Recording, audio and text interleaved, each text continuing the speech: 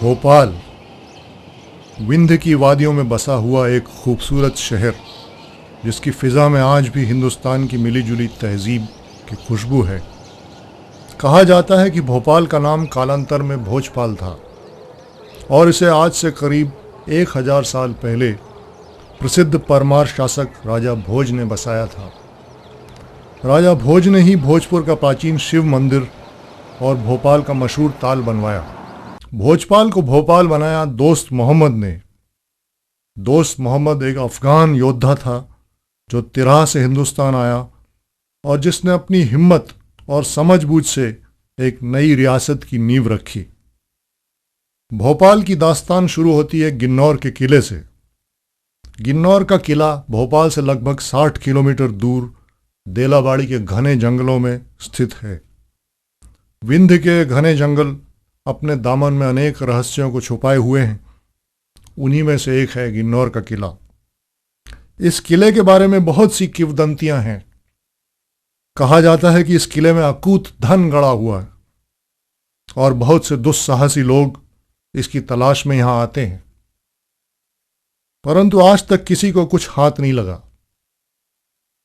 रानी दुर्गावती की अकबर के द्वारा पराजय के बाद गढ़ामंडला का राज्य अनेक भागों में खंडित हो गया और स्थानीय क्षत्रप अपने अपने ठिकानों से राज्य करने लगे। इन्हीं ठिकानों में से एक मजबूत दुर्ग था गिन्नौरगढ़।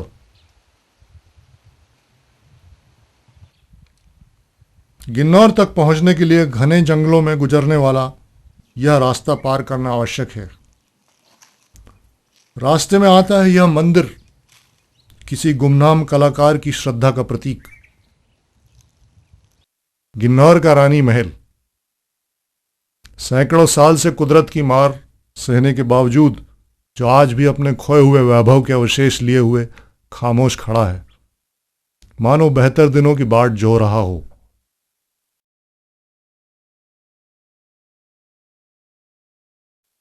गिन्नौर की चढ़ाई कठिन और रास्ता दुर्गम है। जैसे जैसे हम ऊपर चढ़ते हैं, बुदनी के जंगलों और पहाड़ों का विहंगम दृश्य सामने आता जाता है।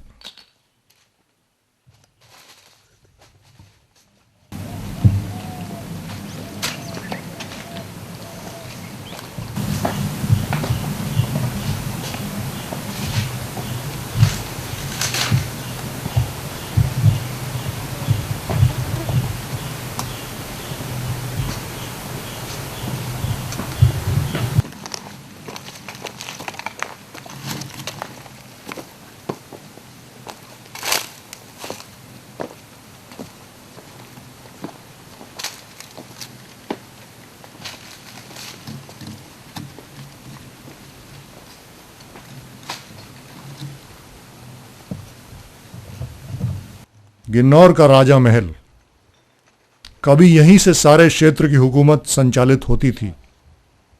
आज केवल वीरानियत का राज है। वीरान महल के बगल में खड़ा यह इमली का वृक्ष आज भी सदाबहार है। मानो कह रहा हो कि इंसान की सत्ता आती जाती रहती है, लेकिन कुदरत की जिजीविशा शाश्वत है। रानी महल, इस महल में कभी जहां पायल की खनक सुनाई दिया करती थी, आज वहां केवल चमगादड़ों की चीख और हवा की साएं साएं सुनाई देती है। कहा जाता है कि दोस्त मोहम्मद ने पहली बार गिन्नौर के किले के सामने तोपों का इस्तेमाल किया। गोंड सेना ने तोप कभी नहीं देखी थी और इसकी भयंकर गर्जना और विध्वंसकारी प्रभाव देखकर गोंड सैनिक भाग खड़े हुए और इस इलाके में नई हुकूमत का रास्ता साफ हो गया।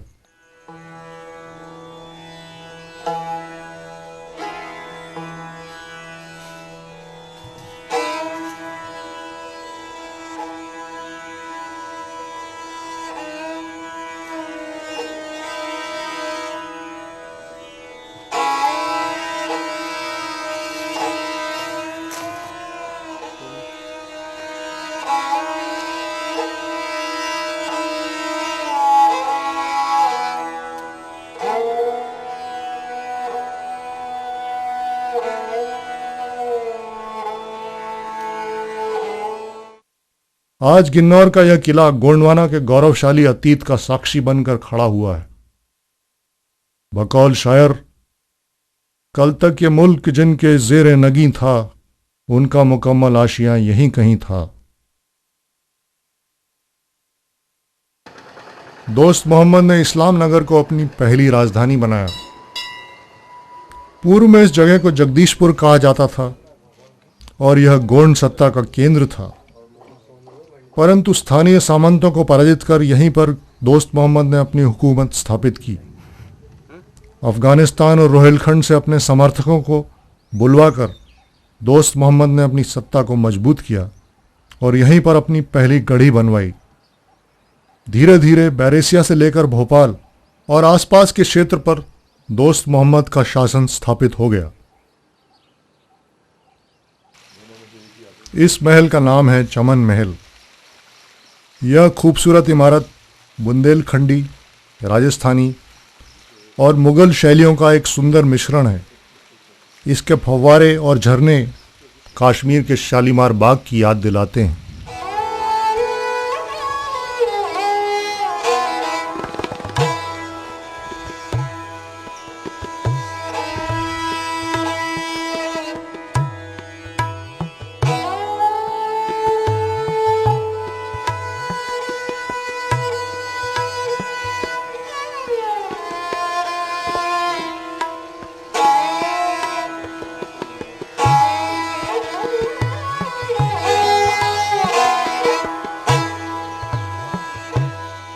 आज भी बिना विद्युत की सहायता के रन करता है। जैसा कि आप देख रहे हैं, वहाँ पर ओवरहेड टैंक है और उस ओवरहेड टैंक में पानी फिलअप कर दिया जाता है और उसी के प्रेशर से ये फाउंटेन ग्रेविटेशनल फोर्स की सहायता से रन करते हैं।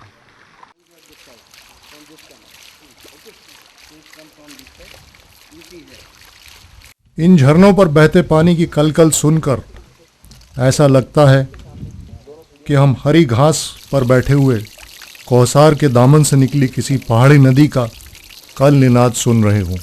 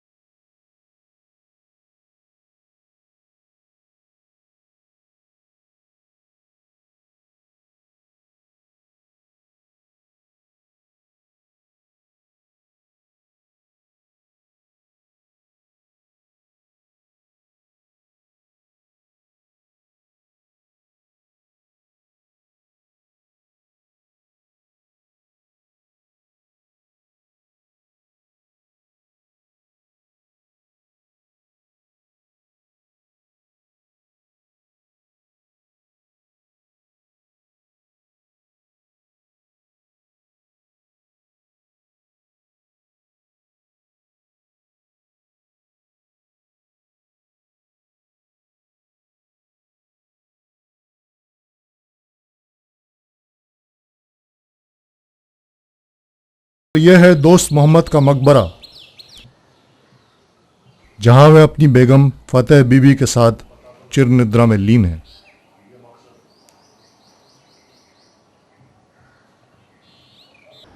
ढाई सीढ़ी की मस्जिद अंदर है साहब, और उसमें पहली नमाज पढ़ी थी इन्होंने नवाब सरदार अहमद साहब ने जब यहाँ आए थे। उसके बाद ये मस्जिद बन रही थी, इसको बने हुए 300 सालें हो गई। तामीर जो है इसी मस्जिद से पहली हुई थी, मतलब पहली मस्जिद क्या थी? पहली भोपाल की यही मस्जिद है, पहले भोपाल की यही मस्जिद है। और सरदार नवाब सरदार खान मोहम्मद के नाम से मशहूर है, ये उन्हीं के नाम से है। उसको पहली मस्जिद क्यों कहते हैं? वो इसलिए कि पहली नमाज वहाँ पढ़ी थी इन्होंने। वो पढ़ने की ज़रूरत क्यों पड़ी? वो वक्त आ गया था, ऐसा टाइम आया कि नमाज का टाइम हो गया, तो आपका महल बन गया था इधर। इधर ये मस्जिद बन रही थी, मस्जिद बन रही थी, उनका भाई इतना नमाज का पढ़े, उनका साहब यहीं पढ़ लो आप। तो वो बुर्जे पे नमाज पढ़ी थी, पहली नमाज। कारी जो समझदार था उन्होंने 2 सीढ़ियाँ बड़ी कर दी, 1 छोटी कर दी। वो 2.5 सीढ़ी की मस्जिद जब से ही मशहूर हो गई साहब। एशिया की सब में छोटी मस्जिद थी वो अब, और सबसे पुरानी मस्जिद ये है। आप कुछ बता रहे थे कि यहाँ कुरान जिसमें सोने के हर जी हाँ, इसमें ये बाला किला गिरा था, इसमें पहले कलाम पाक रखा था एक बहुत बड़ा, उस पर सोने के हरूफ जमे हुए थे। तो वो 2 आदमी खोलते थे, एक उधर खड़े होते थे, एक इधर, और उसको खोलते थे जब पढ़ते थे। वो सरकार ने अपनी ज़िंदगी में मिस्र भेज दिया उसको। और इसमें राजा महाराजों की पुराने ज़माने की तोपें, बंदूकें रखी थी, साज रखे थे, जूते रखे थे बड़े बड़े, ये सामान रखा था राजा महाराजों का। वो सब सामान यहाँ से भेज दिया उन्होंने। थोड़ा एरिया इसी का है ये मस्जिद का। यहाँ पहले एक गेट लगा था, बहुत बड़ा गेट बना हुआ था, वो तो तोड़ दिया गवर्नमेंट ने जब ये आज़ाद हुआ भोपाल, तो तोड़ दिया। और ये सड़क भी इसी में थी और ये भी इसी में था।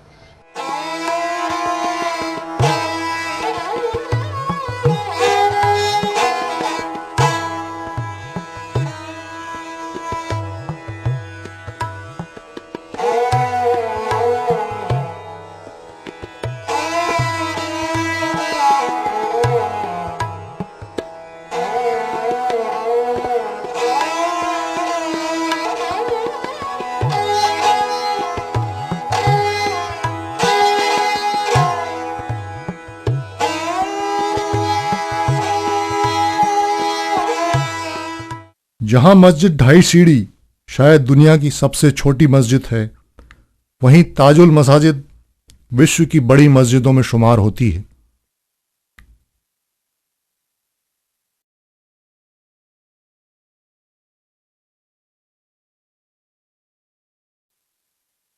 और यह है गौहर महल। इसे कुदसिया बेगम ने बनवाया था। इसकी पालकी नुमा छतें, लकड़ी पर नक्काशी और मेहराबें मालवी शैली का एक खूबसूरत नमूना है।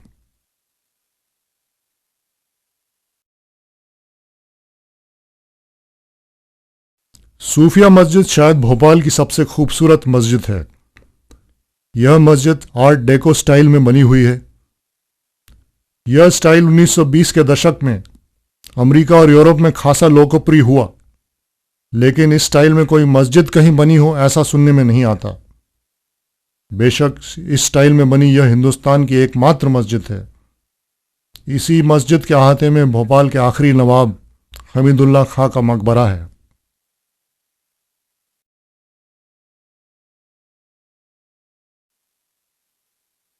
ताजमहल भोपाली रियासत के गुजरे हुए वैभव का सबसे अजीम उदाहरण। इस महल का मुख्य दरवाजा इस तरह से बनवाया गया है कि पर्दानशी बेगमात पर्दे की आड़ में ही अपनी बग्घी में सवार हो सकें।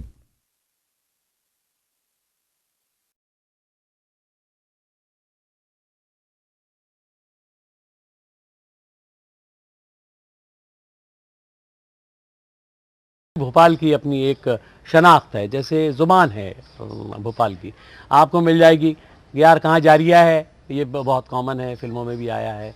फिर ये है कि कौन बोल लिया है, ये बिल्कुल पिक्यूलियर। इसमें आपको अनपढ़, एजुकेटेड या अनएजुकेटेड का कोई डिफ्रेंशिएशन नहीं है। उसमें पढ़ा लिखा भी बोलता है कौन बोल लिया है। वो एक भोपाल का अपना एक कल्चर है, इसकी अपनी एक। अच्छा, जहाँ तक ज़बान का ताल्लुक़ है, वहाँ आप गालियों को भी आप ज़बान से अलग नहीं कर सकते, जिससे कि आप जैसे हैदराबादी अलग गाली देते हैं, पंजाबी अलग गाली देता है, भोपाली अलग गाली देता है। मुझे एक छोटा सा किस्सा याद आ रहा है। मेरी साली का बेटा अपनी मौसी के यहाँ गया नागपुर। वहाँ बच्चे खेल रहे थे, अब 8-9 साल का होगा, खेल रहे थे बच्चे। तब जब लड़ने लगते हैं बच्चे तो ज़ाहिर है, तो उसने 5-7 गालियाँ भोपाली में दी उन्होंने। तो 2-4 लड़के बैठे हुए थे जवान, वो उसके दौड़ के आए, उसको गोदी में उठा रहे, अरे हाँ ये तो भोपाली है। भोपालियों के जहाँ तक मैंने देखा बड़े बेफिक्रे किस्म के लोग, कोई फिक्र नहीं, बड़े आराम से उठेंगे, आराम से काम करेंगे। ऐसे दुनिया में जैसे कोई काम ही नहीं है। उनको घड़ियाँ जो हैं वो कहीं छतों पे अपन ने फेंक दी हैं, वक्त से कोई ताल्लुक़ नहीं है, बस जो हो रहा है। और गैर ज़िम्मेदार बहुत, भोपाली गैर ज़िम्मेदार, क्यों जो बेफिक्र होता है गैर ज़िम्मेदार तो होता ही है। तो एक साहब रेलवे स्टेशन की तरफ आरएमएस, क्योंकि उस ज़माने में आरएमएस से जल्दी लेटर जाते थे, दौड़ लगाते हुए चले जा रहे थे, तो उनके 2-3 दो रास्ते में मिल गए। उन्होंने कहा हाँ कहाँ जा रही है? अरे कहने लगे साहब ये बहुत इंपॉर्टेंट लेटर है, मुझे भेजना है। तो बोले तुम क्यों तकलीफ करता हूँ, हम तो जा रहे हैं, वहीं डाल देंगे। उन्होंने कहा याद से डालना, तुमने कहा तो भूलना मत। उन्होंने कहा डाल देंगे। अब वो 3-4 दिन बाद मिले, कहने लगे हाँ वो लेटर डाल दिया। बोले कौन सा लेटर? अरे कहने लगे तुमको दिया था जो हमीदिया रोड पर जा रहे थे। तो उन्होंने जेब में हाथ डाला, निकाला तो वो हाथ में लेटर था, वो डाला ही नहीं था उन्होंने। तो वो दोस्त चिल्लाने लगा, कहने लगा हाँ अगर जल्दी हो तो तू डालिया। उनके टेम्परामेंट का सवाल है। मैं ये समझता हूँ कुछ हर आदमी में शाही टेम्परामेंट था। टांगे वाला अपने आप को नवाब साहब से रिश्तेदारी जोड़ता था, लेकिन एक बात थी उसमें, वो रिश्तेदारी थी उनसे नहीं थी इसका कोई ताल्लुक़ नहीं, लेकिन एक बात ज़रूर थी कि उसमें वही सेंस ऑफ सेल्फ रिस्पेक्ट था जो बड़े लोगों में या जी हैसियत लोगों में होता है। मैं नया नया आया था 1960 में, वहाँ उस ज़माने में एक पूरे भोपाल में 2 एम्बेसडर वो हुआ करती थी, टैक्सीज़ होती थी और 4-6-8 टांगे हुआ करती थी। तो मैंने एक टांगा लिया, वहाँ से मुझे वोल्ड सेक्रेटरीट जाना था, वहाँ अपॉइंटमेंट लेटर लेने के लिए। तो मैं निकला तो यहाँ पर ये जो हमीदिया हॉस्पिटल के पहला का चौरास्ता है, उसके पास मैंने ख्याल किया कि वो चक्का बिल्कुल, घोड़ा भी बिल्कुल ख़राब हालत में, टांगे वाला भी खुद ख़राब हालत में, और मुझे ऐसा लगने लगा कि वो गिर जाएगा। तो मैंने एक अज़राए मोहब्बत या हमदर्दी पूछा, मैंने क्यों भाई कि ये टांगे वांगे की ऐसी खस्ता हालत है, तुम्हारी भी ऐसी निकली। उसने जल्दी से लगाम घोड़े की खींची, कहने लगे मियाँ नीचे उतर जाइए, नए मालूम होते हैं। बोले टांगा चलाते इज्जत थोड़ी बेचते हैं।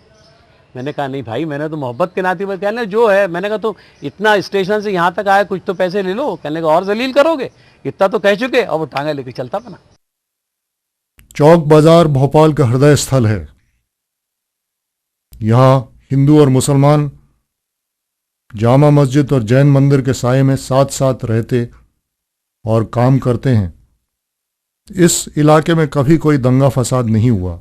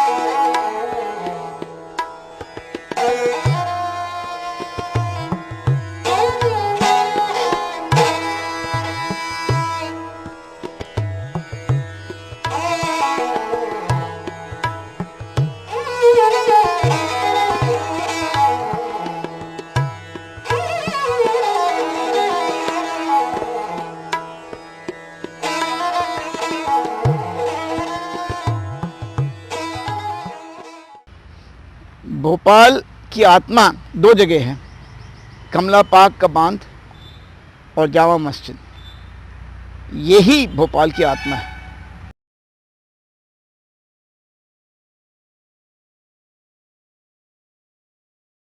यह है भोपाल के अंतिम गोंड शासक रानी कमलापति का महल। कहावत है, ताल में ताल तो भोपाल ताल और सब तलैया, रानी तो रानी कमलापति और सब रनैया।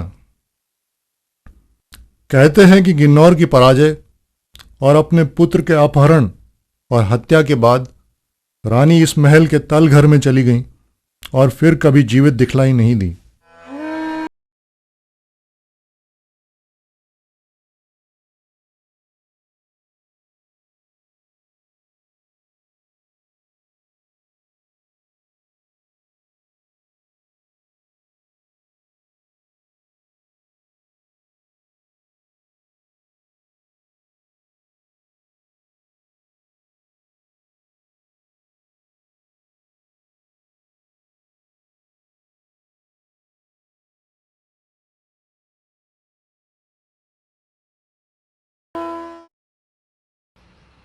भोपाल को मैं एक और प्रकार से भी एक अजूबा शहर समझता हूँ।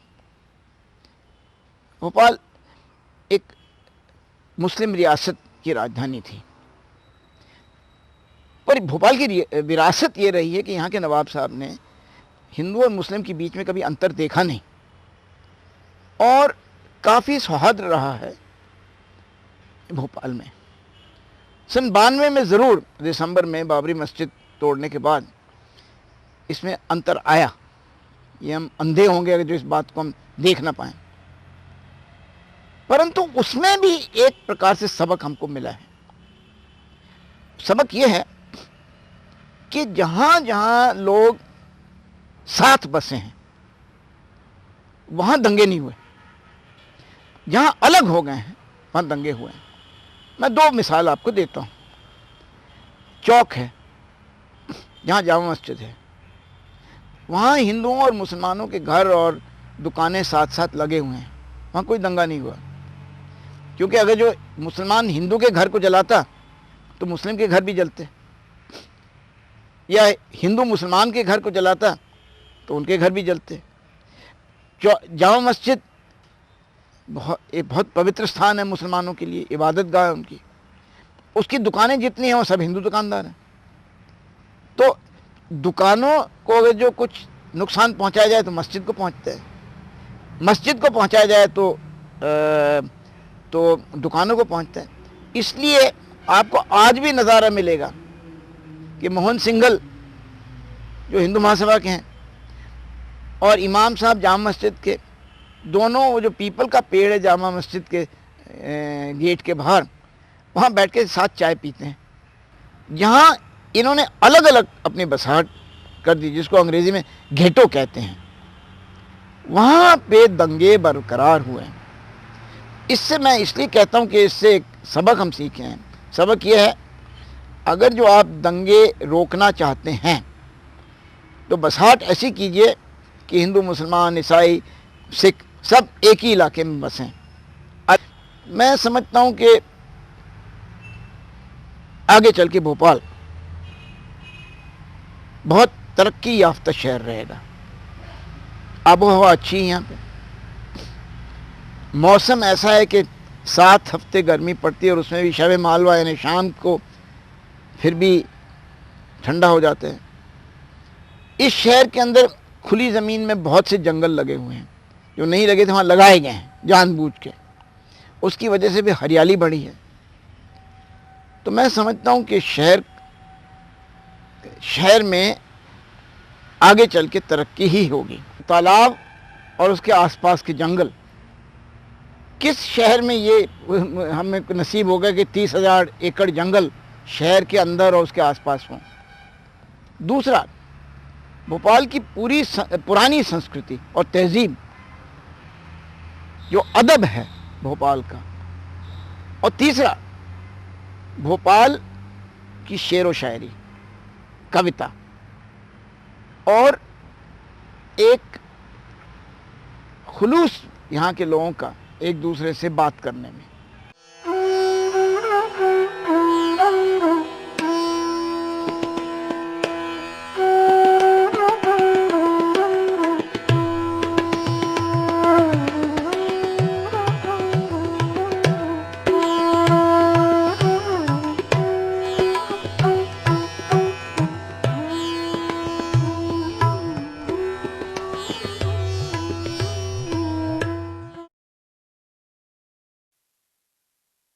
तकिया टापू पर शेख किबरिया अली शाह का मज़ार है। कभी ये मछुआरों के संत हुआ करते थे, आज सभी हिंदू और मुसलमान यहाँ मन्नत मांगने आते हैं।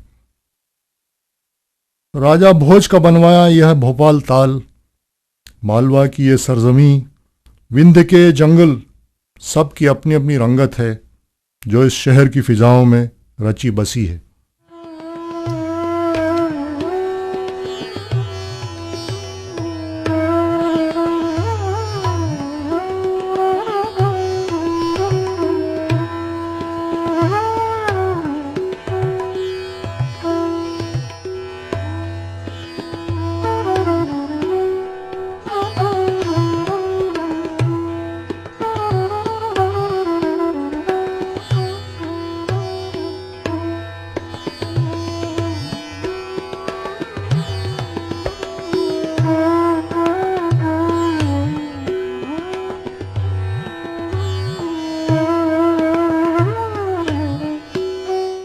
इस शहर को अनेक शासकों ने नवाजा है। कुदरत ने इसे बेइंतहा खूबसूरती दी है। हमें उम्मीद है कि आने वाले दौर में भी ये शहर इसी तरह अमन और खुलूस का पैगाम देता रहेगा।